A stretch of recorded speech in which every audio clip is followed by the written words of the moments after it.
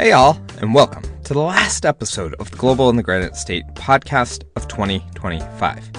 What a year of international conversations it has been, covering a wide range of important topics.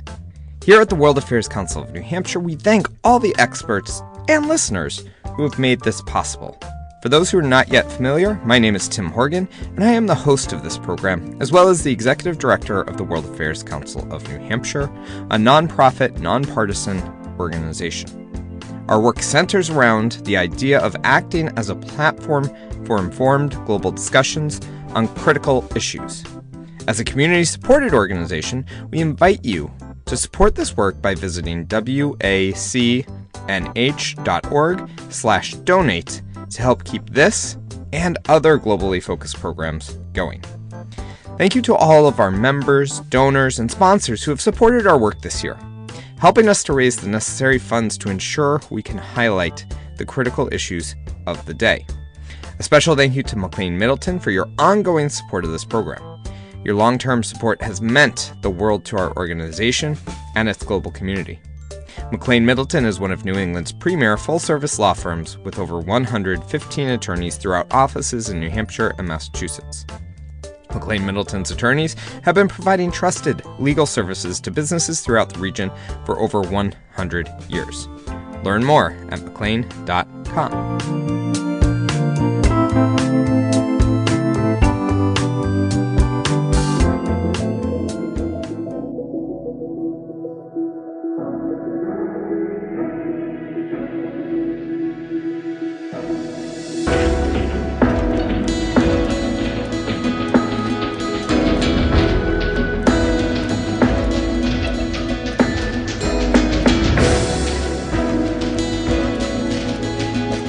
In what has been called the worst humanitarian crisis no one is talking about, the ongoing war, famine, and human rights abuses that are occurring across Sudan continually breaks through the news before quickly receding into the background. With estimates of over 400,000 deaths caused because of the conflict and 11 million more displaced, typically to other unstable countries, this civil war outpaces all other human catastrophes of the recent past. While the current conflict began 3 years ago, the seeds of this destructive pattern were planted decades ago.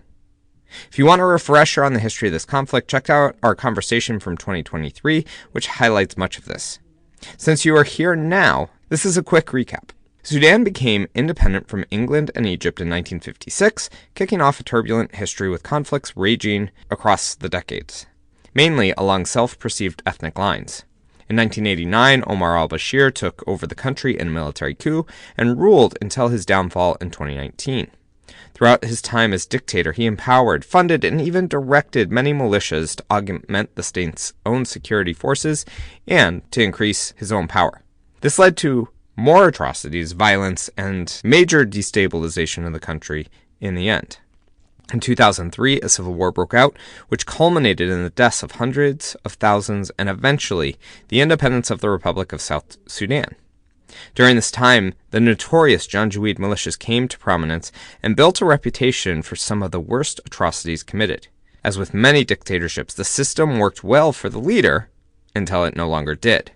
With popular resentment growing, the government increased the violence in their own tactics, and in 2019 people finally had had enough, toppling Bashir with help of the military.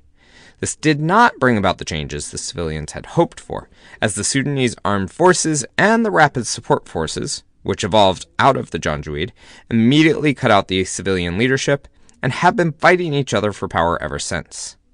Okay, with that background out of the way, how did we get to the point where popular protests, which toppled a long-standing dictator, have devolved into an even worse situation than the country was experiencing before?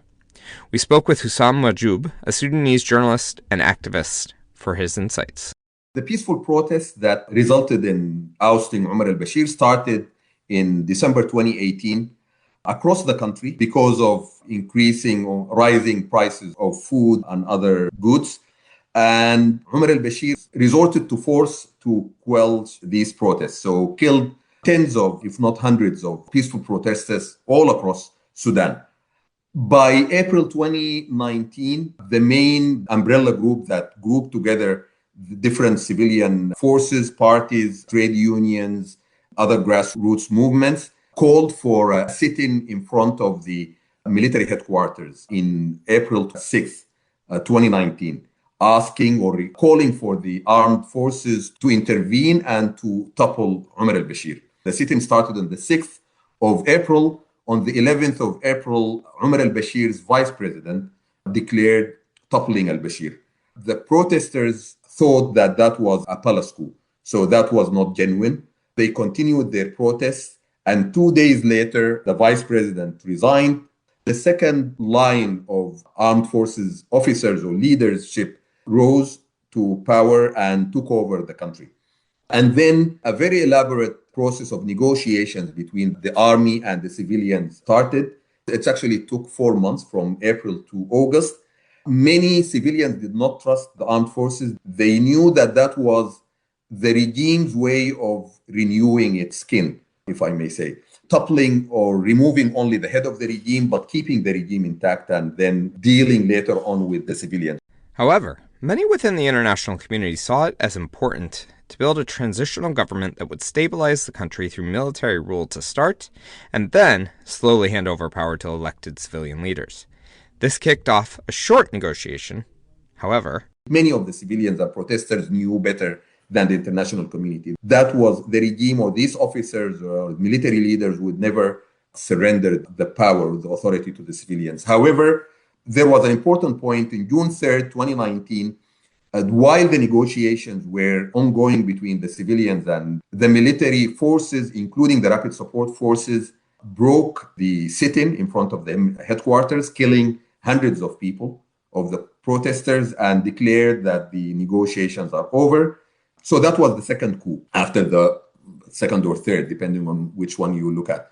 The international community again pressured the civilians and the military to reach a deal, which happened 2 months after that, in August.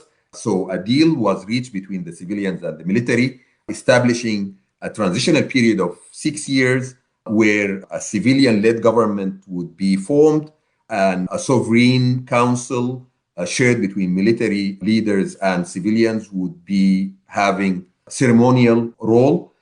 The presidency of this sovereign council would be the first half of the transitional period with the military, and the second half it would be with the civilians. However, this transitional government never came to fruition. The negotiations began to fail in 2021, and the international community failed to support the civilians in their efforts to implement the previous agreements. The transitional period with a civilian-led government was weakened because of many reasons and many actors, internal and external. But it was brought to a brutal end in October 2021 when the military, with the two main factions, the Sudanese Armed Forces under the leadership of General Burhan, and the Rapid Support Forces under the leadership of General Himeti, toppled the civilian-led government in October 2021. And then they started governing together. After a very short honeymoon period for these two leaders, their relationship began deteriorating only after a few short months, mainly over who would lead the country moving forward. While the international community did try to mediate a solution that would restore civilian rule, this effort always seemed doomed to fail. In addition, these attempts to move towards civilian rule seemed to have a major unintended consequence. These negotiations raised the tensions between the Rapid Support Forces and the army, because one of the main points of negotiations or discussions was unifying the armed forces. And by unifying, meaning to dismantle or to bring the Rapid Support Forces under the umbrella of the army. So having at the end of a certain period, a unified Sudanese armed forces and no other militias, no other paramilitary or military movements in Sudan. And that was a cause of great contention between both Himeti and Burhan, between the Rapid Support Forces and the Sudanese Armed Forces.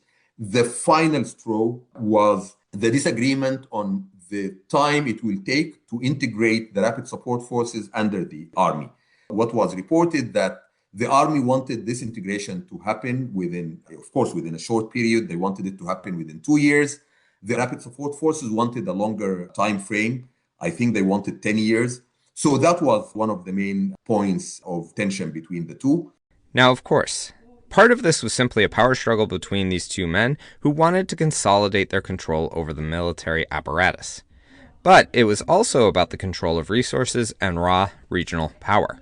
Not only did the Sudanese Armed Forces have their own international backers, the Rapid Support Forces had fostered international relationships through their fighting in Yemen against the Houthis and their control over gold mines in the countries, which gave them access to financial wealth. This led to the inevitable outcome because you have two very militarized forces, each with its own resources, economic resources, with its ties with internal and external backers, and each one of them seeing a price which is ruling all over Sudan. Like a lot of the observers and many Sudanese realized that the country was going or sliding into a war, regardless of the final reason why it started. And this war erupted in April 15th, 2023. in many cases around the world, the idea that there is a paramilitary force that can fight against, and in many cases defeat outright, the national army seems far-fetched, especially when the military has access to airplanes that the militia cannot match. However, this is where regional proxy wars come into play, and outside supporters can help tip the scales. Rapid support forces rose to the state that it is at now, started to do that because of the gold mines in Darfur.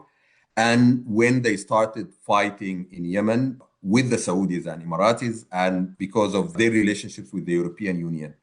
However, the Emiratis, in the aftermath of the Arab Spring, saw the Arab Spring and the people's aspirations for democracy in the region as a direct threat to their regime, their way of ruling the country, and started to actively counter these transitions to democracy and these aspirations. One of the main countries where they did this, and every time they try something and the next time they try something else. In Yemen was the first time that they have boots on the ground fighting in Yemen. But because the UAE is such a very, very rich country, small in population, small in local population, so they don't have enough human resources to fight the war in Yemen. They relied on soldiers or fighters from Sudan, and that created a relationship. They spotted in Himeti someone whom they could work with and whom could achieve what they wanted and their plans. He served them a lot in Yemen. And of course, they had a very good relationship with Umar al-Bashir before he was toppled. They had a very good relationship with the armed forces as well, including Burhan and his commanders. But Himeti relied totally on the United Arab Emirates. The Rapid Support Forces basically relies on its logistics, in finance, on PR, on the United Arab Emirates. Most of the economic activities of the Rapid Support Forces are conducted by companies under the ownership of different people, whether Himeti and his brothers and family or under other names. But most of them are based in the United Arab Emirates, in Dubai and in Abu Dhabi. This relationship allowed the Rapid Support Forces access to global capital, to more advanced weapons, and to a patron state that was interested in preventing a transition democracy. All of this has continued to destabilize the situation and cause more death, displacement, and despair. In 2023 alone, it is believed that at least 10 to 15,000 people were killed in the civil war, and the number of atrocities have skyrocketed. The war has continued to rage over the past several years, with control of major cities slowly being regained by the armed forces. However, the Rapid Support Forces have consolidated their control over the Darfur region. With nearly 400,000 people facing starvation, the credible evidence of mass graves, and reports of mass atrocities from those who have escaped the region, things appear worse than ever. However, much of the international community seems to have its attention elsewhere. The United States, in my view, has outsourced its Sudan policy to its allies in the region, mainly the United Arab Emirates, Saudi Arabia. The United States, although time and again and under different administrations claim that Africa is very strategic, and this is known in the US here, that they never had enough official resources either with the State Department or the different security institutes towards Africa. The war in the grand strategy game over Africa, the United States, France, of course, first lost, but the United States is losing the war with Russia and China. And so the Russians and Chinese are having influences in Africa. So the United States kind of found the UAE, Saudi Arabia, Qatar, its allies in the region, who have interests in Africa and who have more resources and more interest and more the willingness to intervene in Africa. The United States found that that was a good compromise, maybe. So they would outsource their Africa policy to these allies who eventually will not do things that would harm the United States. So the US never had the interest. Rhetorically, they would claim that they supported democracy, but they never put enough resources to support the transition in Sudan or the peace in Sudan. On the other hand, the United Arab Emirates sees this as existential to it. I mean, this is its own neighborhood. Saudi Arabia too, but Saudi Arabia has other interests. It's a much larger country than the UAE. This is from one side that the international community's interest remains rhetorical and they don't have enough resources, maybe because they are involved in other conflicts. Ukraine happened, of course, Gaza happened. At the same time, you have here countries, regional countries who are willing to intervene. One thing here that is defining how the US is managing this war in Sudan is that the Saudis are kind of closer to the army than the rapid support forces. So the US government doesn't want to pick and choose one among the UAE and Saudi Arabia. So the way the US government is acting is you deal with it eventually, the US and Saudi Arabia. And I think the last point I want to mention here is the influence of the Emirati lobbies in the US, in the United Kingdom, in the international organizations, including the United Nations and other European and Western countries. This is very crucial. The US, the UK, and many Western countries look at the UAE's. I mean, we're seeing now the business dealings between the UAE government and government officials who are also the richest people in the UAE and American institutions or companies or even family members of the president and of key personnel in the administration. We see also that the UAE is very important to the US and the UK because of its relationship with Israel, being a main party of the Abraham Accords between Israel and some Arab countries. So that's another way the US does not really want to upset the UAE for. While the United States may have paid rhetorical lip service to the cause of democracy over the years, it is interesting that this is not a conflict that registers on many people's top global issues. With so many people being displaced, you would have to believe that it would be in the interest of countries that want to reduce refugee and immigrant flows to bring this conflict to an end.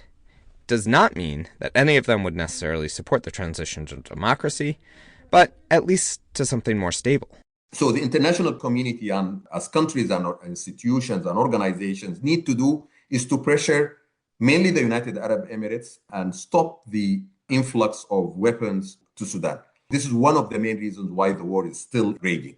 Maybe if the weapons stopped flowing, this is not by itself all what is needed to stop the war, but the war cannot stop while the weapons are coming. So this is one thing the international community needs to do. Second, and actually even before that, is providing the humanitarian aid the Sudanese people need and finding ways of dealing with these grassroots movements, the different Sudanese organizations that are far more efficient and far more committed to the survival of the people. Although the international community thinks that they can achieve peace, I don't think that that is true. We've tried the 3 decades of the international community planning peace deals and treaties that end up rewarding the belligerents and not achieving real peace or a lasting peace or democracy, and then sowing the seeds for the next conflict. The international community should stop doing this and should allow the Sudanese people to achieve the peace that they want. But in order to do this, the main thing is to stop the war by stop the influx of weapons. However, the international connections run deep here, not only regionally, but globally as well. China has long sold weapons to Sudan, which originally ended up in the hands of the Janjaweed. They now claim to not supply any weapons to the country, but Still, many Chinese-made weapons, systems, and ammunition continue to end up on the battlefield, most likely through the UAE. This is despite a UN-mandated arms embargo on the Darfur region, where the Rapid Support Forces maintain their largest area of control. Calls for a full weapons embargo for Sudan have failed to gain traction at the UN, where conveniently China holds a veto on all Security Council resolutions. However, the United States, the European Union, and the United Kingdom all maintain arms embargoes of their own. The RSF is not the only force with international backing in this fight, however, as the Sudanese army receives support from Saudi Arabia and Egypt. This makes for a tangled web of allies and adversaries, as the UAE and Egypt are both part of the Quad security group, and all three maintain strong relations with the United States. Sudan also holds a unique place in the U.S. foreign relations sphere as one of the original signers of the Abraham Accords, but also the only one unable to implement this normalization of relations with Israel, as an official government has not been able to consolidate control. This complex mix of international relations has layered on top of an already complex local history that makes this very difficult to resolve. So, at least regionally, why are so many countries involved in supporting this war and seem to have little interest in resolving it? We're talking here about the United Arab Emirates, Saudi Arabia, Egypt, Ethiopia. Many of them played a role in weakening the civilian forces. No one in that region really likes real democracy. They all see democracy or real democracy as a threat to their own regimes. You have also common people and common ethnicities that are divided between North Sudan and Egypt. You have people who are divided only by borderline, who are one in blood, but some of them are now Egyptian, some of them are Sudanese. This is true for Ethiopia and Eritrea. This is true for Chad. So it is very rich.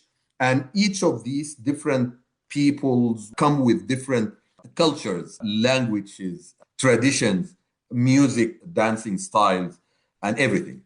Therefore, this conflict does have long-lasting and deep roots across borders, incentivizing various regional groups to get involved. But in the end, the people of Sudan want and need democracy in order to bring about a better future. The hope for democracy is not dead. Actually, the grassroots movements that toppled Omar al-Bashir and that resisted the coup of the military leaders in 2021 are the main reason why the millions of Sudanese people are surviving today, because they are the ones who took it to themselves when the state institutions collapsed and when the international aid did not come as expected or to the level needed. They took it on themselves to provide food, medical services, educational services, basically the survival of the millions of Sudanese people who are still in Sudan, and even supporting the diaspora or the refugees, the Sudanese refugees outside Sudan. In the essence of these grassroots is their aspiration for democracy. So democracy is a fundamental part of why they are doing what they are doing. So with one hand, they are doing this, ensuring the survival of the Sudanese people. But this needs a lot of effort, but this also has the building blocks of a lasting democracy and a lasting peace. To end on a positive note, it remains important to remember that Sudan has a beautiful and long history that can help heal these communities and bring about a better future. Unfortunately, it's sad to see that we are capable of doing so much damage and so much atrocities to ourselves. This goes against what we believe about ourselves. But the people is very diverse and very rich. They go back thousands of years. Sudan is a country with great heritage and history. Throughout the last few thousand years, it has been a region or an area of integration and of diversity. Finally, if you ever wondered about the power of people to bring about change in the world, you can look to the example of Sudan, where everyday people shared about the atrocities, the ongoing war, and asking the question, why are we not doing more about this? On a very positive note, the interests of ordinary people around the world after the leakage of horrible videos of Al-Fashir is really heartwarming. I mean, this is really touching us, all of us Sudanese, and we see the humanity in the people. And this is actually our real hope. Thank you so much for taking the time to listen to this important episode focused on the ongoing war and atrocities taking place in Sudan. We applaud Secretary Rubio's calls at the end of the G7 Ministers' Summit in Canada a few weeks ago to bring an end to the horrifying atrocities, to fully implement an arms embargo, and the U.S. government's efforts to bring about a peace deal, despite the continued attacks from the RSF and armed forces. As a community of concerned people, we should all remember the collective power of our voice to create awareness and change.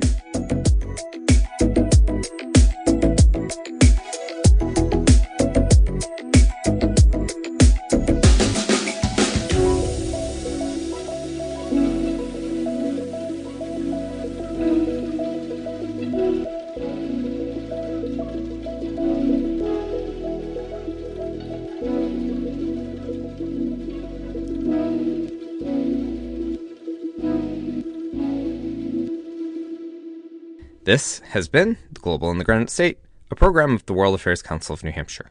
Tim Horgan remains the producer, director, researcher, fact-checker, scriptwriter, interviewer, audio engineer, editor, and whatever else he does to make this all happen.